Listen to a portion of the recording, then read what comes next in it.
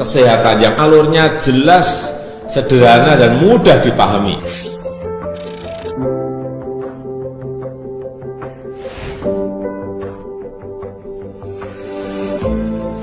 Siapa yang berpotensi terpapar virus corona?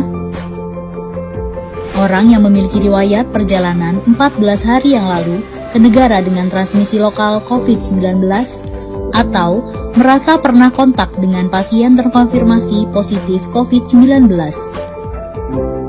Apa yang perlu dilakukan jika memenuhi dua kondisi tersebut? Bila Anda merasa sehat, maka dianjurkan untuk melakukan karantina diri di rumah selama 14 hari sambil memonitor kondisi tubuh. Bila Anda merasa tidak sehat atau timbul gejala, segera lapor ke petugas kesehatan atau hubungi hotline center Corona untuk mendapatkan rujukan pemeriksaan ke fasilitas layanan kesehatan. Gejala apa yang perlu diperhatikan? Demam melebihi 38 derajat Celcius, batuk atau pilek, sakit tenggorokan, sesak atau gangguan pernafasan. Apakah perlu langsung datang ke layanan kesehatan? Apabila gejalanya ringan, utamakan menghubungi hotline center Corona atau rumah sakit rujukan terdekat untuk mendapatkan informasi mengenai langkah selanjutnya. Sambil mencari informasi, ini yang perlu dilakukan. Tetap hindari keluar dari rumah, istirahat yang cukup, banyak minum air putih dan makan makanan bergizi, mempraktekkan kebiasaan bersih seperti cuci tangan, dan membersihkan area-area yang tersentuh permukaan tangan. Gunakan masker agar percikan dari batuk atau bersin tidak mengenai orang lain, bahkan di dalam rumah sekalipun. Kapan harus mencari bantuan medis tambahan?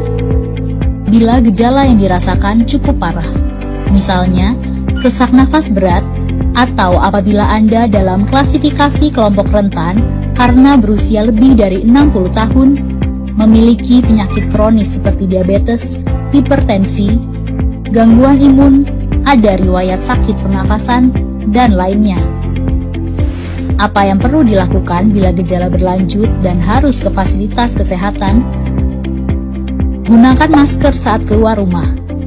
Praktekkan etika batuk dan bersin yang benar dengan menutup dengan siku atau tisu. Hindari menggunakan transportasi publik.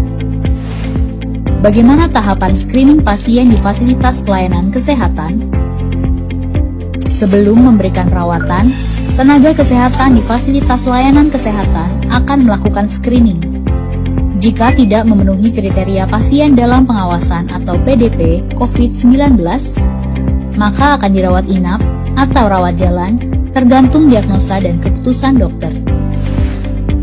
Jika memenuhi kriteria pasien dalam pengawasan COVID-19, maka akan dirujuk ke salah satu rumah sakit rujukan, didampingi oleh tenaga kesehatan yang menggunakan alat pelindung diri atau APD. Di rumah sakit rujukan, spesimen pasien diambil untuk pemeriksaan lab dan pasien akan ditempatkan di ruang isolasi. Spesimen dikirim ke Badan Penelitian dan Pengembangan Kesehatan atau Balitbangkes di Jakarta. Hasil pemeriksaan pertama akan keluar dalam 24 jam. Jika hasilnya negatif, pasien akan dirawat sesuai dengan penyebab penyakit.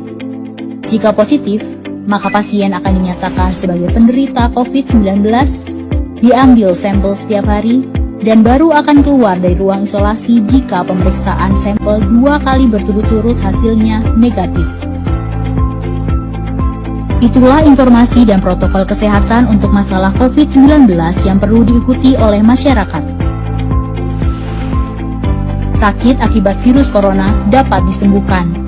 Namun begitu, lebih baik mencegah dan tidak menularkan kepada mereka yang lebih rentan.